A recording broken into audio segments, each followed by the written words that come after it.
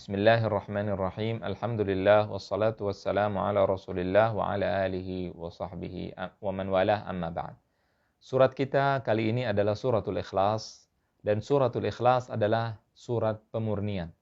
Artinya adalah pemurnian. Kenapa dinamakan surat pemurnian? Karena kita memurnikan keimanan kita dan juga tauhid kita hanya kepada Allah yang Maha Esa. Tidak ada campuran, tidak ada kejelekan, tidak ada kekotoran di dalam akidah kita. Maka kita memurnikan akidah dan kepercayaan kita hanya untuk Allah Subhanahu wa Ta'ala. Kemudian suratul Ikhlas disebut dengan surat Ikhlas yang kedua. Surat kita sekarang Qul Huwallahu Ahad adalah surat Al-Ikhlas yang kedua. Karena surat Al-Ikhlas yang pertama adalah suratul Kafirun. Qul ya ayyuhal kafirun. Suratul Kafirun dinamakan dengan surat Al-Ikhlas juga karena ia merupakan penafian, peniadaan, penyembahan kepada selain Allah. Kita katakan la a'budu, aku tidak menyembah. La a'budu ma ta'budun, apa yang kalian sembah. Jadi kita hanya menyembah Allah Subhanahu wa Ta'ala. Di sini kita isbat atau menetapkan Qul huwallahu ahad, bahwasanya Allah adalah zat yang Maha Esa. Jadi ini merupakan surat Al-Ikhlas yang kedua. Kemudian sabab nuzul hadhil surah atau sebab turunnya surat ini adalah ketika orang-orang kafir Quraisy datang kepada Rasulullah SAW dan mereka mengatakan unsub lana rabbak, nasabkanlah kepada kami Tuhanmu. Di sini Allah menurunkan surat Al-Ikhlas untuk menjawab perkataan mereka. Kemudian surat ini memiliki berbagai macam fadail atau keutamaan. Di antara keutamaan surat ini adalah surat ini dibaca terus-menerus oleh seorang muslim di dalam kehidupannya. Dibaca setelah sholat subuh 3 kali, dalam riwayat dikatakan 3 kali, kemudian di dalam sholat maghrib juga 3 kali, kemudian setelah dalam zikir pagi dan petang 3 kali, kemudian ketika selesai sholat sekali kita baca, kemudian ketika akan tidur kita baca, ya, dan banyak kita baca surat ini. Surat Al-Ikhlas juga merupakan surat yang menandingi sepertiga Al-Quran. Artinya dia memiliki keutamaan yang besar. Suratul Ikhlas menandingi sepertiga Al-Quran karena surat Al-Ikhlas berisi tauhid. Dan Al-Quran isinya sepertiganya adalah tauhid, sepertiganya adalah hukum, sepertiganya adalah cerita dan kisah-kisah nabi-nabi dan juga para umat-umat yang terdahulu. Oleh karena itu, maka dia setara dengan sepertiga Al-Quran Al-Karim. Kemudian juga seorang sahabat membaca surat Al-Ikhlas terus-menerus, dan ketika ditanya kenapa engkau lakukan itu, maka dia mengatakan karena beriman. Karena mencintai surat Al-Ikhlas, maka Allah pun mencintainya. Kita membaca surat ini, ya. Bismillahirrahmanirrahim. Setelah a'udzubillahi minasyaitonirrajim. Bismillahirrahmanirrahim. Qul huwallahu ahad, Allahus samad, lam yalid wa lam yulad wa lam yakun lahu kufuwan ahad. Di sini diartikan, katakanlah dialah Allah yang Maha Esa. Allah adalah Tuhan yang bergantung kepadanya segala sesuatu. Dia tidak beranak dan tidak pula diperanakkan, dan tidak ada seorang pun yang setara dengannya. Qul huwallahu ahad. Qul artinya adalah katakanlah, wahai Muhammad. Surat-surat yang ada kata-kata qul atau ayat-ayat yang ada kata-kata qul ini menunjukkan perhatian yang lebih. Artinya kita disuruh untuk memperhatikan apa yang Allah katakan ini dengan lebih. Karena kalau tidak Allah mengatakan huwallahu ahad, tapi Allah mengatakan qul, katakanlah wahai Muhammad, dan juga kepada umat Muhammad SAW, para pengikutnya, untuk mengatakan hal ini. Kalau ada orang bertanya tentang Allah, maka kita katakan qul huwallahu ahad. Huwallahu ahad. Dia adalah Allah. Ya, Allah adalah nama yang mulia, yang tidak ada yang dinamakan dengan nama tersebut kecuali zatnya. Kemudian ahad. Allah adalah Esa, tunggal. Dia adalah Allah yang Maha Esa. Allahus samad. Allahus samad. As-samad di sini artinya diartikan oleh para ulama dengan arti yang banyak. Dikatakan bahwa arti as-samad adalah alladzi la jawfalah, yaitu yang tidak memiliki rongga di dalamnya. Kemudian dikatakan bahwa as-samad artinya adalah alladzi la ya'kulu wa la yashrab, yang tidak makan dan tidak minum. Kemudian dikatakan pula arti as-samad adalah zat yang tidak perlu kepada sesuatu dan segala sesuatu perlu kepadanya. Kemudian dikatakan juga bahwasannya as-samad artinya adalah yang kekal dan tidak fana, tidak bisa hilang, tidak bisa sirna, tidak bisa hancur. Kemudian dikatakan juga as-samad adalah zat yang tidak keluar darinya sesuatu. Dia tidak keluar darinya segala sesuatu.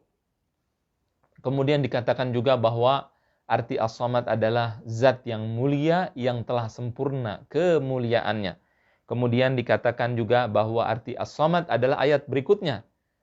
Allahus samad alladzi lam yalid wa lam yulad, yaitu yang tidak beranak dan tidak diperanakan. Kemudian juga dikatakan bahwasannya arti daripada as-samad adalah zat yang sempurna dalam semua sifatnya dan perbuatannya. Jadi arti as-samad ini banyak ya. Dikatakan juga as-samad artinya adalah zat yang memberikan atau yang dijadikan tempat bergantung, tempat untuk ketika seseorang membutuhkan pertolongan, membutuhkan sesuatu, mereka datang kepadanya, kepada zat tersebut, pada Allah Subhanahu wa ta'ala. Dan ini arti yang sangat banyak ini tidak bertentangan. Ini seperti yang sudah kita katakan di mukaddimah dulu, bahwa ini disebut dengan khilaf tanawwu'. Perbedaan yang bermacam-macam, bukan perbedaan yang bertentangan. Karena artinya memang saling mendukung, tidak saling bertentangan. Jadi di sini as-samad bisa diartikan dengan itu semua. Zat yang tidak ada aibnya, tidak ada sesuatu yang kurang, tidak ada kekurangan baginya. Ya, zat tempat bergantung, tidak makan, tidak minum dan semuanya. Itu adalah arti daripada as-samad sebagaimana yang tadi saya telah jelaskan. Kemudian Allah berfirman, Allahus samad lam yalid wa lam yulad. Tidak beranak dan juga tidak diperanakan. Di sini menunjukkan lam yalid wa lam yulad, tidak beranak dan juga tidak diperanakan. Ini adalah jawaban kepada orang-orang Nasara, juga kepada orang-orang yang bertanya tentang Allah Subhanahu wa ta'ala. Apakah Allah memiliki anak atau tidak? Ya, ini jawaban kepada mereka bahwa Allah tidak. Lam yalid, tidak beranak dan tidak diperanakan. Lam yalid wa lam yulad, tidak diberanak dan tidak diperanakan. Karena anak bagi manusia adalah kesempurnaan. Seseorang ketika tidak punya anak bagi manusia adalah adalah orang yang kurang. Kalau dia punya anak, dia sempurna. Kenapa? Bagi manusia sempurna karena manusia perlu dengan anak. Kalau ada suami istri menikah tidak punya anak, di sini kehidupannya akan agak sulit. Dia akan mulai akan berpikir siapa yang akan mewarisi harta mereka, siapa yang akan membantu mereka pada saat mereka membutuhkan nanti pada masa tua, dan sebagainya. Itu adalah pikiran-pikiran manusiawi. Oleh karena itu ketika seorang manusia memiliki anak, maka itu adalah kesempurnaan baginya. Karena dia adalah seorang manusia. Namun ketika Allah Subhanahu wa ta'ala, zat yang maha sempurna, punya anak, maka di sini adalah kekurangan. Ketika ada Tuhan punya anak, maka ini adalah kekurangan. Kenapa? Karena di sini seolah-olah dia juga butuh kepada anak, dia butuh kepada pewaris, dia butuh kepada sesuatu. Dan ini tentunya berbeda. Ya, oleh karena itu, maka Allah dengan tegas menafikan lam yalid wa lam yulad. Sifat atau ketika Tuhan dikatakan memiliki anak, maka ini adalah kekurangan. Dan ini adalah sifat kekurangan bagi Tuhan. Adapun bagi manusia, anak adalah kesempurnaan. Mudah-mudahan bisa dipahami dan bisa dibedakan antara dua hal tersebut. Jadi Allah Subhanahu wa ta'ala tidak memiliki anak dan tidak diperanakan, dan tidak beranak dan tidak diperanakan. Ya, jadi tidak ada Tuhan Bapa, tidak ada Tuhan Anak, ya, tidak ada Tuhan tiga tapi satu. Tapi Tuhan dalam Islam jelas dengan tegas dikatakan qul huwallahu ahad. Allah Maha Esa dan Maha Tunggal. Mereka orang-orang yang percaya bahwa Allah itu tiga tapi satu, ada Tuhan Bapa, ada Tuhan Anak dan sebagainya, mereka tidak jelas untuk mendefinisikan, mentafsirkan 3 tapi 1 itu tidak jelas. Seperti apa? Ada yang mengatakan 3 itu semuanya Tuhan, ada yang mengatakan 3 itu 100% Tuhan, 100% manusia. Tidak masuk akal. Ya, tidak masuk akal. Sedangkan Allah Subhanahu wa taala menciptakan akal ini agar kita bisa mengenalnya, bisa mengetahuinya, bisa mengetahui Allah Azza wa Jal, bisa menyembah Allah Subhanahu wa taala. Jadi kalau dikatakan, misalkan Yesus dikatakan sebagai Tuhan, apakah dia manusia ataukah dia Tuhan? Kalau dia dikatakan Tuhan, kenapa dia disalib, kemudian kenapa dia minta tolong pada saat disalib? Bukankah dia Tuhan, bisa menolong dirinya sendiri? Ketika dikatakan dia manusia, apakah Tuhan masuk ke dalam tubuh manusia atau bagaimana? Ya, tidak jelas. Apakah dia menjadi manusia pada saat itu, menjelma menjadi manusia, berarti dia sedang tidak jadi Tuhan pada saat itu? Berarti dia sedang pensiun jadi Tuhan? Tidak masuk akal. Kalau seseorang berpikir dengan baik, punya akal yang sehat, punya logika yang sehat, maka dia tidak akan percaya dengan khurafat dan tahayul seperti itu. Ya, ketika dikatakan bahwa ada Tuhan jadi manusia, menjelma menjadi manusia, dia Tuhan. Mereka mengatakan tidak ada sifat mustahil bagi Tuhan. Salah. Kalau ada yang mengatakan bahwa tidak ada yang mustahil bagi Tuhan, ya salah. Ya, karena Tuhan mustahil berdusta. Tuhan mustahil bisa mati. Mustahil. Ada yang mustahil bagi Tuhan. Di dalam Islam makanya ada sifat-sifat yang mustahil bagi Allah Subhanahu wa taala. Allah dalam agama kita tidak bisa tidak mati, tidak tidur. Kemudian Allah Subhanahu wa taala adalah mustahil bisa memiliki kekurangan, mustahil. Dia adalah zat yang sangat sempurna. Adapun ketika kita bicara, saya pernah berbicara dengan beberapa orang, ada pendeta, kemudian ada orang Kristen biasa, ketika orang Kristen awam, ketika saya tanya, mereka tidak ada yang jelas. Sebagian besar dari mereka mengatakan bahwa tidak ada yang mustahil bagi Tuhan. Ketika saya tanya, kalau begitu Tuhan, kalau tidak ada yang mustahil bagi Tuhan, Tuhan bisa tidur, kemudian Tuhan bisa mati. Tidak ada yang mustahil bagi Tuhan. Kalau Tuhan capek jadi Tuhan, pengen jadi manusia, pengen jadi hamba, bisa saja. Tuhan ingin angkat Tuhan yang lain, bisa saja. Kekacau balauan dalam berpikir ini akan terus-menerus ketika ada satu kesalahan. Ya. Oleh karena itu, maka alhamdulillah kita bersyukur kepada Allah diberikan nikmat Islam dan nikmat iman. Kemudian, lam yalid wa lam yulad wa lam yakun lahu kufuwan ahad. Wa lam yakun lahu kufuwan ahad. Artinya adalah tidak ada yang setara atau tidak ada yang serupa dengan Allah Azza wa Jal. Apapun itu. Tidak ada yang serupa. Ketika kita membahas tentang Allah, kita harus berpikir bahwasannya Allah adalah Tuhan, zat yang berbeda dengan kita manusia. Jangan berpikir bahwa Allah itu harus sama dengan kita ketika kita memikirkan Allah Subhanahu wa taala. Tidak boleh. Oleh karena itu ketika ada orang yang bertanya, Allah tidak lahir, tidak beranak dan tidak diperanakan, tidak memiliki bapa, tidak memiliki anak, bagaimana Allah Subhanahu wa taala datang? Di sini tentunya dia berpikir salah. Kenapa? Karena kalau kita punya pertanyaan yang sama dengan zat yang berbeda, tentunya hal tersebut tidak masuk akal. Ya, ketika misalkan saya contohkan ada misalkan kayu, benda mati. Kita tidak boleh bertanya atau bagaimana kayu ini makan dan minum. Pertanyaan yang tidak masuk akal. Kita menyamakan kayu dengan manusia. Di sini sudah tidak masuk akal, sudah salah. Kita bertanyanya salah. Ya, kenapa? Karena kayu, kemudian besi, kemudian pintu, kemudian kaca misalkan. Itu adalah benda-benda mati. Berbeda dengan kita yang bisa makan, kemudian bisa minum, ya, kemudian memiliki perasaan. Kalau paku dipukul di tembok, kita tidak boleh mengatakan kasihan pakunya, kasihan temboknya dipukul. Itu orang yang tidak waras, orang yang tidak berakal. Kenapa? Karena dia menyamakan benda mati dengan benda hidup. Sifat-sifat benda mati berbeda dengan sifat-sifat benda yang hidup. Makhluk hidup berbeda dengan benda mati. Ya. Kita memiliki perbedaan tumbuhan dengan manusia. makhluk hidup tapi berbeda cara hidupnya. Binatang dengan manusia berbeda. Jadi ketika ada pertanyaan tersebut seperti kita, artinya sesuai dengan manusia, kemudian kita tanyakan kepada makhluk lain, maka tentunya pertanyaan tersebut kadang-kadang tidak sesuai, tidak di tempatnya. Kalau kita bertanya tentang tadi yang saya contohkan benda mati, atau kita tanyakan tumbuhan kenapa tidak suka tumbuhan tersebut tidak suka berjalan, tentunya berbeda tumbuhan dengan kita. Nah, ini pun sama.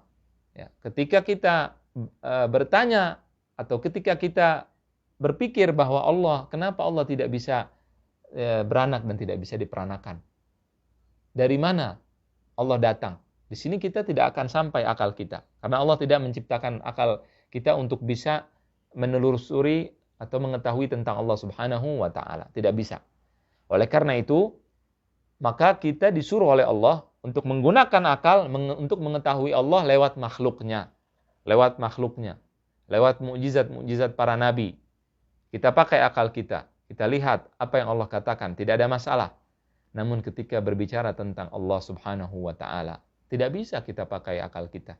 Kita tidak akan sampai kepada Allah Subhanahu wa ta'ala. Kalau ada seekor semut di hutan, semut tersebut tidak pernah melihat manusia, kita anggap seperti itu. Kemudian dia berjalan 1 meter. Dia berjalan lama sekali karena semut punya keterbatasan dalam berjalan. Kemudian semut tersebut kecil. Tiba-tiba di kampung semut tadi ada satu semut keluar dari kampung tadi berjalan jauh, kemudian melihat manusia naik mobil, berjalan dengan sangat cepat. Di jarak 1 kilometer, 2 kilometer dengan sangat cepat. Naik mobil pula. Ketika turun, makhluk tersebut manusia tadi dengan tinggi, manusia yang tinggi, kemudian berjalan dengan langkah yang sangat cepat, dia berjalan, ya. Kemudian dilihat oleh semut yang tidak pernah lihat manusia tadi. Dia pulang ke kaumnya. Dan dia mengatakan, saya melihat suatu makhluk yang besar, yang tinggi. Dia menaiki sebuah benda, berjalan dengan sangat cepat, langkahnya pun cepat, besar sekali. Kaum semut tadi tidak sampai akal mereka untuk membenarkan bahwa ada makhluk yang bisa besar seperti mereka. Kecuali orang-orang yang percaya dengan semut yang memberikan kabar tadi. Kalau mereka tahu bahwa semut tadi tidak suka berdusta, tidak suka berbohong, maka mereka percaya. Mungkin saja ada makhluk lain selain kita yang memang punya kelebihan-kelebihan yang beda dengan kita. Ketika semut-semut tersebut tidak percaya, mereka menyamakan makhluk tadi dengan diri mereka yang kecil. Jalan tidak bisa, sangat kecil, sangat susah jalannya, semut lama jalannya. Kemudian mereka adalah makhluk yang kecil, sehingga mereka tidak terpikirkan. Akal mereka tidak sampai bahwasannya akan ada makhluk yang lebih besar dari mereka bisa jalan dengan sangat cepat. Ini bukan kisah nyata, tentunya saya karang sendiri. Tapi ini untuk memberikan gambaran. Ya, bahwasannya akal kita tidak akan bisa mampu untuk bisa sampai kepada Allah Subhanahu wa ta'ala dengan zatnya. Oleh karena itu jangan berpikir kepada zat Allah Subhanahu wa ta'ala. Allah mengatakan bahwa Allah tidak sama dengan manusia. Allah tidak sama dengan makhluk apapun. Walam yakun lahu kufuwan ahad. Tidak ada yang sama. Ya, tidak ada yang sama sekali. Allah Subhanahu wa ta'ala adalah zat yang berbeda dengan makhluknya. Oleh karena itu kalau ada di akal kita bahwa Allah sama dengan kita, maka kita istighfar dan kita jauhi pikiran tersebut, dan kita beriman kepada Allah dengan cara mengimani, kemudian berpikir di makhluk-makhluk Allah Subhanahu wa ta'ala, bukan di zat Allah Subhanahu wa ta'ala, kecuali dalam hal-hal yang penting, yang perlu untuk mengetahui kebenaran bahwa Allah adalah zat yang berhak disembah. Seperti tadi saya katakan, bahwa ketika punya anak dan tidak punya anak itu adalah hal-hal yang perlu kita pikirkan. Ya, ketika ada manusia mengatakan dia adalah anak Tuhan, maka kita harus berpikir bagaimana orang tersebut. Ketika tadi saya katakan Yesus bahwa dia mengatakan, seorang Kristen mengatakan bahwa ia adalah 100% manusia, 100% Tuhan. Sebagian mengatakan 1/4 Tuhan, 1/4 sekian manusia dan sebagainya, setengah Tuhan, setengah manusia. Mereka tidak punya pemikiran yang jelas. Di sini tidak ada masalah kita berpikir. Adapun dalam hal-hal yang berkaitan dengan sifat-sifat Allah Subhanahu wa taala, kemudian dengan bentuk Allah Subhanahu wa taala dan sebagainya, kita tidak punya akses ke sana dan akal kita tidak Allah ciptakan untuk bisa memahami hal-hal tersebut. Oleh karena itu kita beriman kepada Allah dan kepada Rasul-Nya. Amanna billahi wa bi rasulihi wa bima jaa anhuma. Allahu a'lam wa sallallahu wasallam wa baraka ala nabiyina Muhammad wa ala alihi wa sahbihi ajma'in. Wassalamu alaikum warahmatullahi wabarakatuh.